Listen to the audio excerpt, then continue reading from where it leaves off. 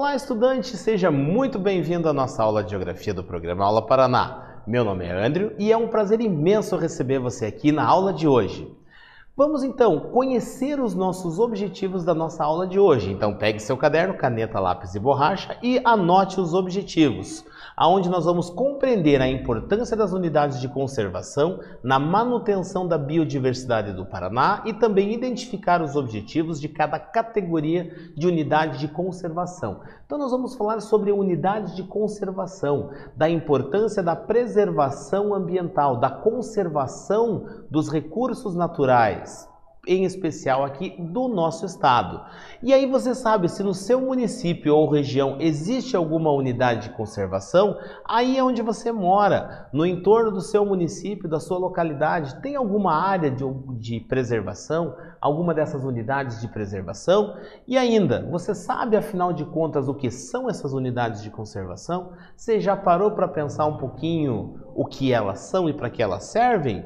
E aí a gente vai então justamente relembrar um pouquinho alguns conceitos que são importantes, que eu trago para você aqui, que as unidades de conservação são aquelas áreas naturais criadas e protegidas pelo poder público, seja ele municipal, estadual ou federal. Trata-se de um espaço onde seus recursos ambientais, inclusive as águas jurisdicionais, com características naturais relevantes, legalmente instituído pelo poder público com o objetivo de conservação e limites definidos, sob regime especial de administração ao qual se aplicam garantias adequadas de proteção. Foram tantas informações que eu li aqui para você que talvez você tenha ficado meio perdido. Então, para a gente entender exatamente o que são essas unidades de conservação, são justamente áreas que foram demarcadas pelo poder público. E essas áreas que foram demarcadas pelo poder público, podendo ser dentro do município, dentro de um estado, ou ainda áreas demarcadas pelo poder público federal, aonde existe uma restrição ou uma limitação em relação ao uso dessas áreas. E tudo que se encontra sobre aquelas áreas está protegido por meio de leis. Então, ali dentro daquela porção do território que foi demarcada, o uso ou ele deve ser feito de forma controlada ou ele sequer pode ser feito. E isso vale para a formação vegetal, vale para o uso das águas, para o uso daquele solo. Então é justamente isso que eu acabei de trazer aqui para você. Tudo que eu acabei de explicar para você é exatamente o que estava escrito aqui. E qual é o objetivo dessas unidades de conservação? Por que nós temos que ter essas unidades de conservação? Se nós não tivéssemos essas unidades de conservação, será que as pessoas, por livre iniciativa, iriam preservar essas áreas? Ou será que as pessoas iriam retirar toda a cobertura vegetal e utilizar esse solo para a prática agrícola, ou ainda para a construção de casas, para o desenvolvimento, para a implantação de indústrias? Pensa nisso enquanto você acompanha o que está escrito aqui, ó. A conservação de ecossistemas, das paisagens e dos recursos naturais, além da conservação da biodiversidade e dos recursos genéticos, a promoção da pesquisa científica, promoção da educação ambiental, do ecoturismo e da recreação em contato com a natureza, planejamento territorial e ordenamento do processo de ocupação do solo. Então essas unidades de conservação, elas têm esses objetivos: garantir a preservação de espécies, possibilitar o estudo dessas espécies, assegurar um habitat para determinados animais, garantir o uso adequado do solo, pois existem áreas dessas unidades de conservação cujo relevo é bastante íngreme, não apropriado para a ocupação humana. E se essas áreas forem ocupadas, com certeza o que estará ocorrendo? As pessoas estarão em risco, ocorrerá o deslizamento de terras, e isso tudo compromete diretamente as condições naturais dessa região. Se a gente pensar, por exemplo, na ocupação das margens dos rios, a retirada da mata ciliar, isso tudo estará comprometendo a margem do rio e também o curso de água. Então, a partir dessas reflexões, a gente já começa a perceber a importância dessas unidades de conservação. E quais são as suas características? Como são essas unidades de conservação? Elas podem ser criadas pelo poder público federal, estadual ou municipal, devendo ser precedidas de estudos técnicos e consultas públicas. No caso das unidades de conservação federais, o ICMBio é responsável por propor a criação. No caso das unidades estaduais e municipais, cabe geralmente às secretarias de meio ambiente. Ou seja, quando o governo federal quer criar uma área, existe um setor específico, que é o ICMBio, responsável por realizar estudos, realizar as consultas públicas, onde são feitas sessões com audiências públicas, onde segmentos da sociedade civil vão lá e se posicionam acerca de como deve ser feito, se deve ser feito, e existe a discussão técnica, social e econômica acerca disso. No âmbito dos estados, se a gente pensar no estado do Paraná, nós temos as secretarias, no caso de meio ambiente, nós temos o Instituto Ambiental do Paraná, e no caso dos municípios, as secretarias municipais de meio ambiente, que dispõem dessas responsabilidades. E aqui, olha a manchete aqui, do Instituto Água e Terra. Meio ambiente. Paraná tem quase 70 unidades de conservação. Nos cuidados de muitos desses parques ecológicos e reservas ambientais estão geógrafos e engenheiros ambientais, florestais e agrônomos que atuam na preservação da fauna e flora. Então trata-se de um destaque acerca das 70 unidades de conservação estaduais existentes no Paraná, e ainda de alguns segmentos profissionais, ou seja, essa equipe multidisciplinar formada por geógrafos, engenheiros florestais, engenheiros agrônomos, que estão ali envolvidos no processo de manutenção e de conservação dessas áreas. E aí a gente tem 10 unidades que são federais, 68 estaduais, das quais 45 delas são de proteção integral e 23 de conservação de uso sustentável. Mas a gente também tem os parques, reservas, florestas e matas municipais administradas pelas prefeituras e também por particulares. E quando a gente fala em particulares, existem reservas que encontram-se em determinadas propriedades particulares, que de acordo com a legislação de cada município devem ser mantidas. Aqui eu falei sobre o uso delas, algumas que são de proteção permanente, outras que são de uso sustentável. Quando a gente vai falar de uso sustentável, nós temos aquelas que podem ser utilizadas, mas de uma forma racional, a fim de que não se causem tantos impactos ao meio natural. E aquelas de proteção integral são aquelas cujo uso não pode ser feito, elas estão integralmente protegidas, eventualmente abertas para pesquisas e outras finalidades científicas. E agora que a gente já falou um pouquinho sobre essas unidades de conservação, a sua importância, primeira atividade para você na sua tela, que está dizendo aqui, as unidades de conservação têm um papel fundamental para o nosso país e nosso estado. Qual seria essa importância? Por que as unidades de conservação são tão importantes? Coloca no seu caderno que eu volto daqui a pouquinho.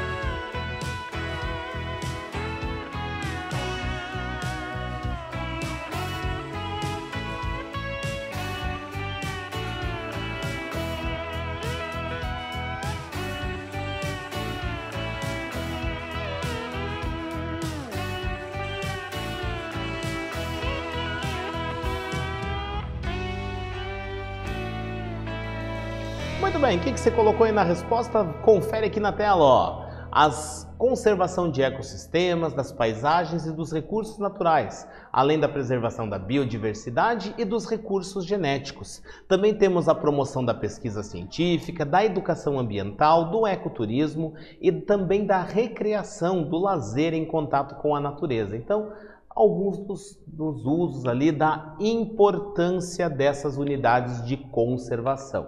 E agora a gente vai ver aqui, ó, os dois grupos, aqueles que eu falei anteriormente, antes da primeira atividade, onde nós temos as unidades de uso sustentável, que tem como objetivo compatibilizar a conservação da natureza com o uso sustentável, e aquelas de uso de proteção integral, que tem apenas o uso indireto dos seus recursos naturais.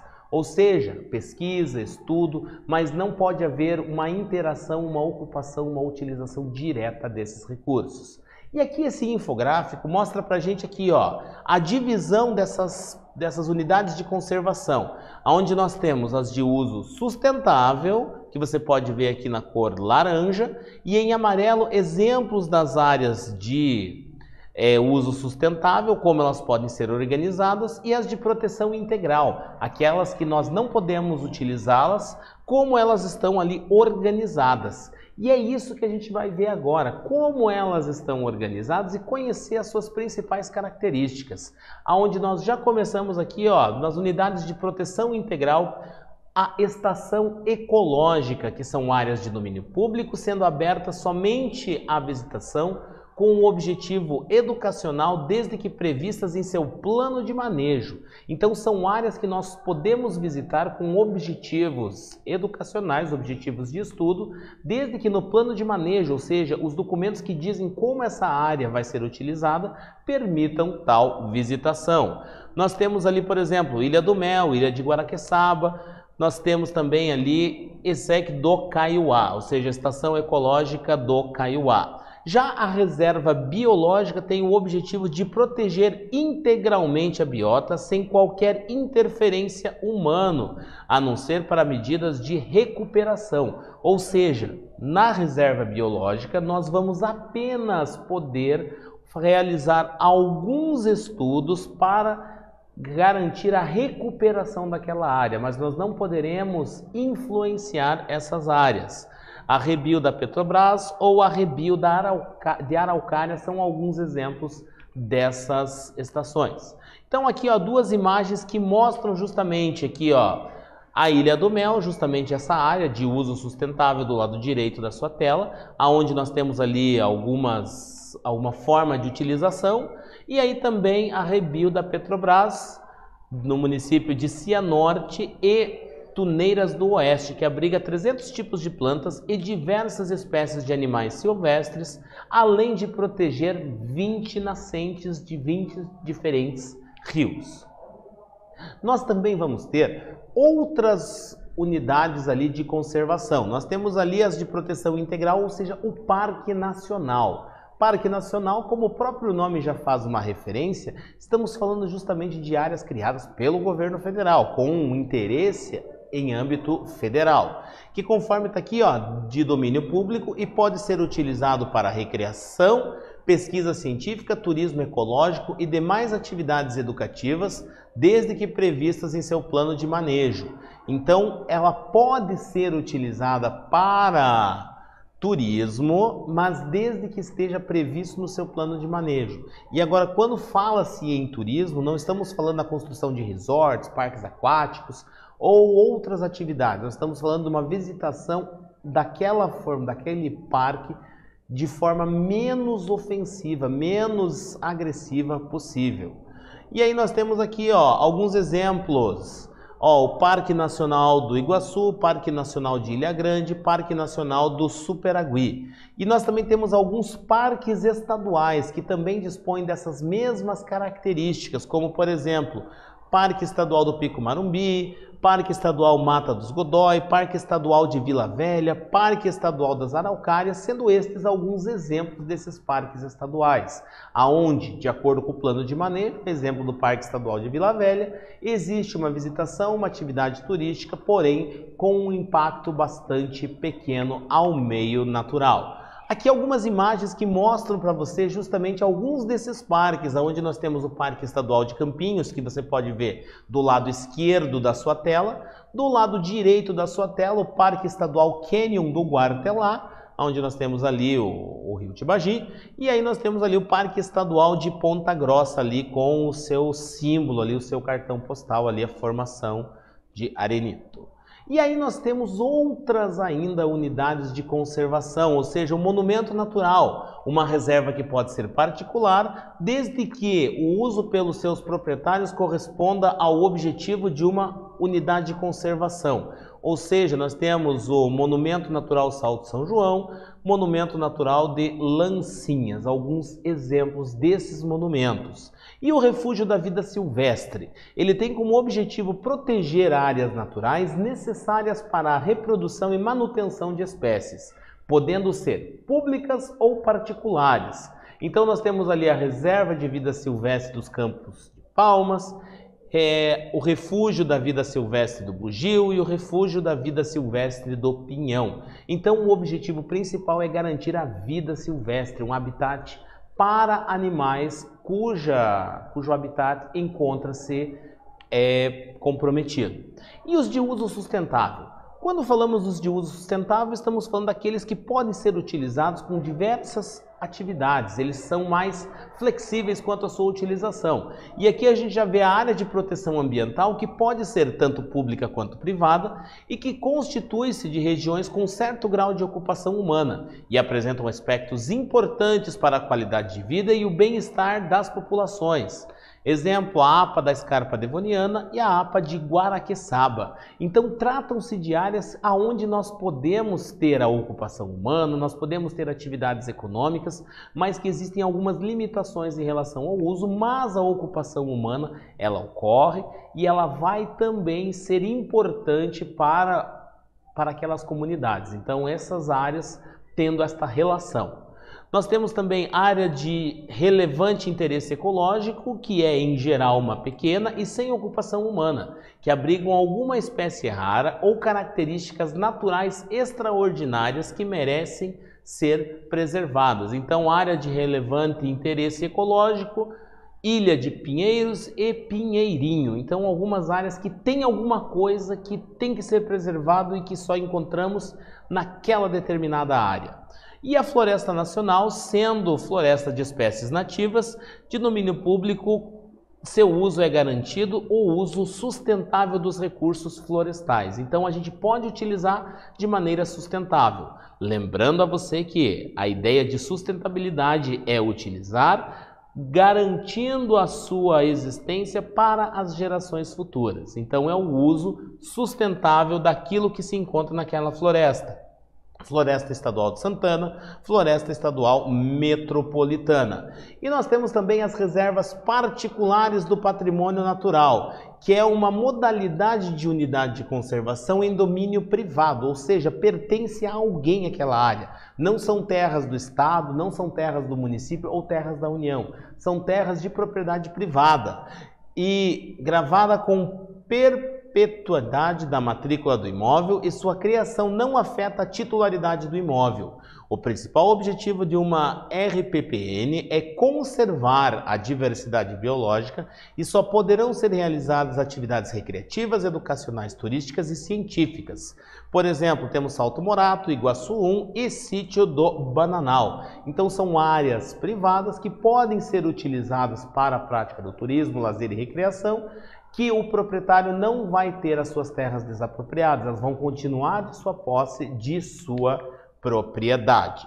E agora que a gente já conhece todas essas unidades de conservação que existem no nosso estado do Paraná, estamos fera em unidades de conservação, nossa segunda atividade na tela para você. Unidades de conservação podem ser divididas em duas categorias, as de uso sustentável e as de proteção integral. Quais as principais diferenças entre elas? Afinal de contas, qual é a diferença entre as de proteção integral e as de uso sustentável? O reloginho vai aparecer ali na tela, ó, e a gente está te aguardando aqui.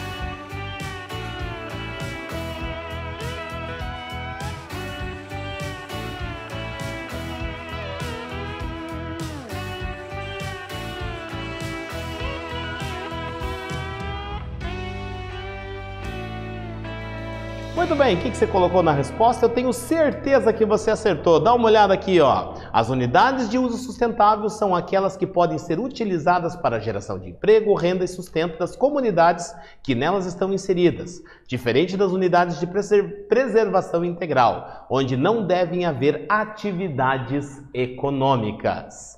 E agora aqui na tela vai aparecer para você, ó, vão aparecer dois QR Codes, onde você pode apontar a câmera do seu celular para um desses QR Codes, aonde o da direita vai mostrar para você uma reportagem sobre as unidades de conservação do estado do Paraná. Trata-se de um vídeo de duração de 9 minutos e vale a pena você assistir. Mas também o da esquerda é um mapa interativo das unidades de conservação do estado do Paraná. Então, se você quiser saber um pouco mais sobre as unidades de conservação do estado do Paraná, aonde elas estão localizadas dentro do território paranaense, você vai apontar a câmera do seu celular para para o QR Code que aparece do lado esquerdo da sua tela. Não deixe de conferir, é de fundamental importância e é muito bacana. E o que nós falamos nessa nossa aula de hoje? Nós justamente tratamos sobre unidades de conservação, a sua importância e os tipos de unidades de conservação existentes no estado do Paraná. Eu agradeço a você pelo seu envolvimento, pela sua participação nessa nossa aula. Um forte abraço para você e espero você na próxima aula de Geografia do Aula Paraná. Até!